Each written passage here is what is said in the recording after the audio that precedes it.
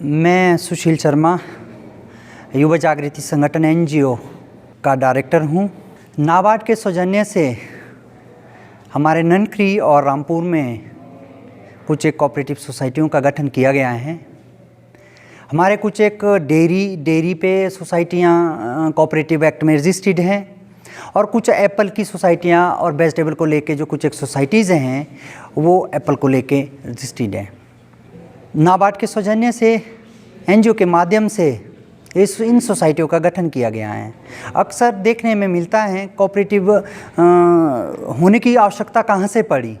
Cooperative movement में जब हम काम करते हैं, हम मान के चलते हैं कि ठीक है, किसी के पास 1 लीटर दूध होता है या किसी के पास 1 बॉक्स सेब का होता है, क्या वो यहाँ से चंडीगढ़ या शिमला उसको सेल करने के लिए क्या जा सकता है? वो पॉसिबल नहीं है। भारत सरकार ने जब इस तरह से कोऑपरेटिव मूड में काम करने के बारे में सोचा कि गांव के ऐसे किसान स्मॉल फार्मर्स जो मिलकर के सहकारिता में जुड़ के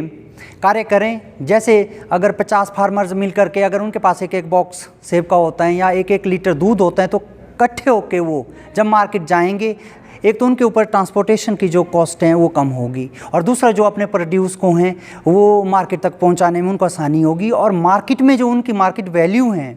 वो भी उस पे एक मार्केट जो मिडल मैन बीच का हैं, आर्थिक के सामने उनकी जो एक वार्निंग जो पावर है वो बढ़ जाती हैं। अन्यथा क्या होता कि वो कहेंगे कि ठीक है, आपकी 10 बॉक्स आप सेब का लेके आए हैं, या तो आप जाके हम इतना ही इसका प्राइस करेंगे या आप आगे चले जाइए। अगर कोऑपरेटिव हो के हमारे पास अगर अपनी पूरी गाड़ी जो प्रोड्यूस की हमारे पास रहती हैं, अगर हमें बीच में अगर प्राइस उसका सही नहीं मिलता, हम दूसरी जगह भी जा सकते हैं। ये सोसाइटी पिछले 20 सालों से लगातार समाज के उत्थान के लिए कार्य कर रही हैं। मैं पिछले 10 सालों से इसमें कार्यरत होकर समाज के उसके कल्याण के लिए कार्य कर रहा हूँ। उनको इसमें जुड़ने से यही फ़ायदा हुआ है, एक तो एनजीओ के माध्यम से उनको प्रशिक्षण का जो उनको प्लेटफॉर्म मिला है वो फ़ायदा हुआ है। दूसरा, हमने जो सोसाइटियाँ जो दूध की बनाई थी, वहाँ गांव में होता क्या था कि हर गांव में किसी के 2 लीटर दूध होता था, किसी का 1 लीटर दूध होता था। वो लोग 1 लीटर दूध लेके मतलब मार्केट तक जाने में असंभव थे। जब हमने उनकी सोसाइटी बनाई, सोसाइटी के रूप में जब उन्होंने काम करना शुरू किया, तो हुआ क्या, वहाँ मिल्क फेडरेशन हिमाचल प्रदेश की तरफ से उनको फ्री में वहाँ गाड़ी भी व्यवस्था हो गई और उनका जो दूध इकट्ठे होगा तो उसका प्राइस मिलना शुरू हो गया उनको। और तीसरी बात, सोसाइटी के लिए अलग से जो हिमाचल प्रदेश सरकार की तरफ से जो मतलब 4% की जो कमीशन दी जाती हैं, उसका भी उनको सोसाइटी में एक इक्विटी के रूप में उनको बेनिफिट हुआ है। एनजीओज डिफरेंट फील्ड में, कई तरह की फील्ड में कार्य करता है, वो चाहे किसानों के ऊपर हो, वो चाहे स्वास्थ्य को लेके हुआ, वो चाहे किसी संस्कृति विभाग में हो या खेलकूद के लेके हो। लेकिन यहाँ का जो प्रशिक्षण था ये पूरी तरह से जो यहाँ पे वो एक हॉर्टिकल्चर और एग्रीकल्चर पे ही निर्भर था, उसी के बेस पे ये प्रशिक्षण दिया गया है। लेकिन एनजीओ डिफरेंट बहुत सारी फील्ड्स में जो हैं कार्य कर रहा है। यहाँ का जो प्रशिक्षण कार्यक्रम चल रहा था, इसमें हमारे तहसील रामपुर और खंड ननकरी, तहसील ननकरी और हमारे जेवरी से और करसोग से,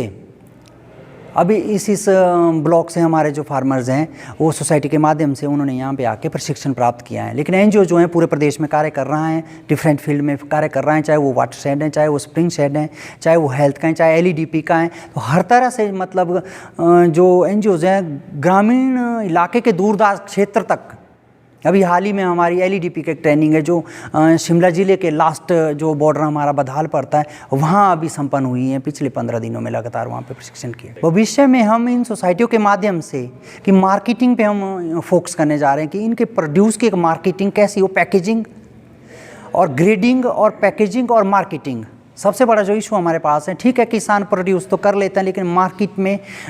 वैल्यू जब प्राइस नहीं मिलता है तो सबसे बड़ा जो किसान के लिए है वो सबसे बड़ा लॉस हो जाता है। हमारा आने वाले भविष्य में हमारी जो प्लानिंग रहेगी फार्मर्स के लिए वो ये रहेगी कि किस तरह से मार्केटिंग की जाए, किस तरह से आप पैकेजिंग करें और किस तरह से मार्केटिंग की जाए, ताकि उस किस तरह से बिजनेस प्लान बना करके कि मार्केटिंग में जो है हमारे उसके वैल्यू बढ़े, और हम उस पर वैल्यू चेन पे भी ध्यान देंगे। ठीक है, सी ग्रेड का हमारा सेब रहता है, अगर हम उसको जूस में परिवर्तन करें, जैम उसका बनाए जाएँ, क्योंकि होता क्या है कि सी ग्रेड का सेब मार्केट में तो वैल्यू रहता है, वो वैसे ही फार्मर्स के साथ जो है वो सारा डिस्ट्रॉय हो जाता है। तो आने वाले टाइम में हम उस पर भी फोकस कर रहे हैं। हमने अभी पिछले उसमें इस पर प्रशिक्षण भी दिया है कि किस तरह से उसमें चिप्स बना के हम पैकेजिंग करके दें, या उसका जूस बनाएं, जैम बनाएं, चटनी बनाएं। मेरा नाम करतार सिंह चौहान, ग्राम पंचायत मोहनाग, तहसील करसोग, जिला मंडी। पिछले 2 साल से हमारे क्षेत्र में हमने एक सोसाइटी का गठन किया है, जिसके तहत हम अभी जो कार्य कर रहे हैं उसके बारे में मैं थोड़ी सी जानकारी देना चाहूँगा। तो हमारी सोसाइटीज़ है, शुरू में हमने जब देखा है कि जो गांव के लेवल का जो किसान होता है वो अपने अलग अलग तरीके से अपने इनपुट्स, अपने कृषि योग्य मटेरियल्स, खाद, बीज, दवाइयाँ और अपना जो तैयार प्रोडक्ट है उसको अलग अलग तरीके से बेच रहा था। तो हमने शुरुआत में जो प्रथम साल ये कार्य शुरू किया कि किसानों की ज़रूरत के लिए जो खाद, बीज और दवाइयाँ और कुछ एक दो इनपुट्स जैसे एप्पल पैकेजिंग मटेरियल होता है, खाली पेटी का बारदाना वगैरह, तो हमने देखा कि हमने स्टार्ट इसी से किया कि हमने शुरू में जब लेना किया वही पेटी जो बाज़ार में हमें 60 रुपये मिल रही थी, तो हमने जब सोसाइटी के थ्रू वही पेटी खाली बारदाना जो किसानों के लिए 50 रुपये, लगभग 10 रुपये का फ़र्क एक पेटी में। तो इससे किसानों में एक अच्छा हो गया कि हम जो इकट्ठे ले सामान और सोसाइटी के माध्यम से ले, जिससे कि हमारे पैसा भी बचे। उसके अलावा जो हमारे जो क्षेत्र है और हमारी जो सोसाइटी है वो एग्जॉटिक वेजिटेबल, जिसे हम अंग्रेजी विदेशी सब्जियों के रूप में भी बोलते हैं अपनी भाषा में यहाँ पे, उसमें बहुत सारी वैरायटीज़ है, ब्रोकलीज है, पार्सले है, उसको जो अब हम मार्केट में जो सामूहिक तौर पर बेच रहे हैं, उसमें भी हमें जो रेट में फ़र्क पड़ता है। अगर मैं इंडिविजुअल कोई चीज़ 1 क्विंटल 3,000 रुपये क्विंटल बेच रहा, अगर हम उसको सामूहिक तौर पर बेच रहे हैं तो लगभग 5 से 7 रुपये का उसमें भी फ़र्क पड़ रहा है। इसलिए हम जो है नाबार्ड और अपनी NGOs का भी बहुत बहुत धन्यवाद करते हैं, क्योंकि नाबार्ड के द्वारा जो हमें इस तरह के जो फाइनेंशियल जिसमें जो सपोर्ट किया जाता है, उससे हमारे जो किसान भाई है उनको जो बहुत सारे सीखने का मौका मिलता है। जिस तरह का ये प्रशिक्षण आज पिछले कल से यहाँ शुरू हुआ है, और हमने जो हमारे NGO और ये रामपुर वाले NGO के साथ मिलकर हमने एक ज्वाइंट प्रशिक्षण रखा है, ताकि हमारे सोसाइटीज़ के जो BODs है और COs है और वो पूरी तरह से इसमें प्रशिक्षण प्राप्त कर सके और अपनी जो सोसाइटी और अपने क्षेत्र के विकास के लिए काम कर सके। देखिए, यूथ का पिछले कुछ सालों से हम देख रहे हैं कि एक तो बेरोज़गारी जिस तरह से बढ़ी है, और उस तरह से जो हिमाचल में एक बेरोज़गारी के को कम करने का उसका सबसे बड़ा जो एक संसाधन है, क्योंकि हिमाचल में एक ऐसी अपॉर्चुनिटी है जैसे एप्पल हो गया है, या जिस तरह से हमारे क्षेत्र में ये एग्जॉटिक वेजिटेबल के बारे में मैं जो बात कर रहा था, यही जो ब्रोकली एक आइटम होती है दिखने में हरी सी गोभी, वो जो है मार्केट में 50 रुपये से लेकर, मार्केट में क्या, हम अपने दरवाजे में अपने घर में हम जो उसको 50 रुपये से मिनिमम रेट से लेकर 400 रुपये किलो तक बेचते हैं, जिसके एक आय का बहुत बड़ा साधन है। उसी तरह से एक तो मॉडर्न एप्पल फार्मिंग का चला है, जो अभी डॉक्टर साहब भी ट्रेनिंग दे रहे थे कि सेब से भी हमारे जो आर्थिकी में बहुत योगदान है। मेरा नाम ममता है और मैं ज्यूरी से बिलोंग करती हूँ। हमें यहाँ आने का मौका मिला इस प्लेटफॉर्म पे, हमें बहुत अच्छा लगा और बहुत कुछ सीखने को मिला। और हम NGO की तरफ से खड्डी का काम सीखते हैं, इससे पहले भी सिलाई का भी था। खुशी हुई है कि हमें यहाँ आने का मौका मिला, और इससे पहले भी पिछले कल हम आए थे, और अनिल शर्मा जी जो कि एनिमल साइंटिस्ट हैं उनसे भी मिले, और उन्होंने भी हमें बहुत सारी जानकारियाँ दी, जिससे कि हमें पहले ये सब पता नहीं होता था। तो कल हम उनसे मिले और किस तरह से गाय की देखरेख करनी चाहिए उन्होंने हमें ये सब बताया। और आज भी कायत जी से मिले, जो कि सेबों के बारे में उन्हें हमें बहुत सारी जानकारियाँ दी। मैं संजीव चौहान बिलोंग फ्रॉम थैलीचट्टी। जैसा कि आप लोगों को मालूम होगा कि यहाँ पर जो प्रशिक्षण शिविर 1 तारीख से 5 तारीख के बीच के लिए लगा हुआ है, यहाँ एनजीओ के माध्यम से जो सोसाइटीज़ है, सोसाइटियों को जो है अच्छा एक प्रशिक्षण जो दिया जा रहा है, इसमें लगभग किसानों के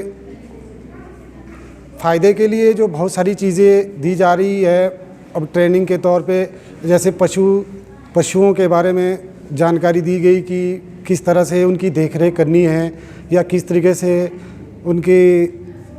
जो व्यवस्था होती है, जैसे हमारे दूध के प्रोडक्शन को बढ़ाने के लिए या उनमें जो बीमारियों के लक्षण है या इस तरीके से कुछ अन्य चीज़ों के बारे में जो हमारे को कभी जानकारियाँ नहीं होती थी, वो जानकारियाँ जो हमारे प्रशिक्षण के माध्यम से हमारे को दी जा रही है, वो एनजीओ के माध्यम से हम उनका मतलब काफ़ी आभार प्रकट करते हैं कि उनके द्वारा जो सोसाइटियों को बढ़ावा देने के लिए जो प्रयास किए जा रहे हैं वो बहुत ही सराहनीय हैं। और साथ में जो हमारे युवा जागृति संगठन लगातार जो है किसानों के हित में कार्य कर रहा है, वो बार बार नई टेक्नोलॉजी वाले जैसे हॉर्टिकल्चर है या एग्रीकल्चर है, उन सभी विषय को लेकर भी किसानों को जागरूक कर रहा है। और साथ में जो किसान लोग पहले बेचारे अपनी आय को लेकर चिंतित थे कि जैसे उनके सेब कम होते हैं या वो फिर उसको मार्केट तक अपने आप को कैसे उस चीज़ को पहुंचाएं या कैसे उसको एक अच्छे प्राइस में बेचें, तो उन सभी को जो मतलब ध्यान में रखते हुए, उन सब बातों को ध्यान में रखते हुए एनजीओ की ओर से हमारे को जिस तरह से जो प्रशिक्षण करवाए जा रहे हैं, मतलब किसानों को एक एकता में चल के आगे अपने जो प्रोडक्ट है उसको प्रोड्यूस करने के लिए मतलब एनजीओ की ओर से काफ़ी प्रोत्साहन दिया जा रहा है। इस चैनल के माध्यम से हम लोगों को यही जानकारी देना चाहेंगे कि जितने भी किसान भाई हैं वो अकेले काम ना करके बल्कि सामूहिक रूप से अपने संगठन को, जो उनकी सोसाइटीज़ बनी हुई है, अब जैसा कि अब सरकार बताती है कि एक जो सोसाइटी है उसको कोऑपरेटिव होकर आगे चलना चाहिए, तो आगे चलने का मतलब है कि वो ज़्यादा से ज़्यादा संख्या में इसमें जुड़ें और अपने जो थोड़ा थोड़ा प्रोडक्ट सबके पास होता है वो एक इकट्ठे होकर अपनी ताकत को मार्केट तक ले जाएं, ताकि हम जो अपनी जो हमारी चीज़ें हैं वो एक मार्केट में जब एक अच्छे उसमें कोऑपरेशन के साथ आगे जाएगी तो हम लोगों को जो है कम से कम हम उस चीज़ में थोड़ा फाइट कर सकते हैं कि भाई हमको एक अच्छा दाम दिया जाए। अब आमतौर होता है कि भाई अब जैसे अब केला किसान है, अब वो मार्केट में जाता है तो उसके पास 10 या 20 पेटी होती है, तो वो अपने सामान को मार्केट तक नहीं पहुंचा पाता है ढंग से। अगर ले जाता भी है तो उसमें लागत बहुत सारी लग जाती है और लास्ट में इनकम जो है हमारे को बहुत ही ना के बराबर होती है। परंतु ऐसा है कि जो जिस तरीके से एनजीओ के माध्यम से हम सभी कोऑपरेटिव सोसाइटियों को जो जिस तरह की गाइडलाइन दी गई है या जिस तरह से मतलब प्रशिक्षण दिए जा रहे हैं या इनके द्वारा हमारे को सहयोग दिया जा रहा है, बार बार कई बार जैसे अब सोसाइटियों में आकर वहाँ भी लोगों को थोड़ा जागरूक किया जाता है कि भाई जो आपके पास जिस तरीके से कोई भी आपकी जो समस्या होती है, जैसे अब सेब है हमारे पास, अब सेब अगर हमारे पास मार्केट में चलो अच्छा सेब तो बिक जाता है, पर उसके अलावा बहुत सारी जो ख़राब हमारे पास क्वालिटी का सेब होता है वो हमारा जो मतलब बर्बाद हो जाता है, उसकी ज़ीरो कीमत मिलती है हमारे को। अब उसके बारे में भी जैसे अब हमारे को सोसाइटी के माध्यम से अब जो हमारे लिए बताया गया कि भाई इसकी जैसे चिप्स बनते हैं या मतलब कुछ और जैसे जैम्स बनता है या कुछ और अन्य प्रोडक्ट जो तैयार किया जाता है जैसे जूस वगैरह है, मतलब जो हमारे को जानकारियाँ मिल रही है उन जानकारियों से क्या है कि किसानों की जो आय है नॉर्मली अब वो डबल होने की उसमें जा रही है। अब जो हमारे वेस्टेज हो रहा था मटीरियल उससे भी हमको एक प्रोसेसिंग यूनिट लगाने से, अब क्योंकि ये चीज़ें अकेले करना असंभव है, जब सोसाइटी में हम कोऑपरेटिव होकर ज़्यादा से ज़्यादा संख्या में इसमें जुड़ते हैं तो हमारे को जो है आगे काम चलाने में एक आसानी हो रही है।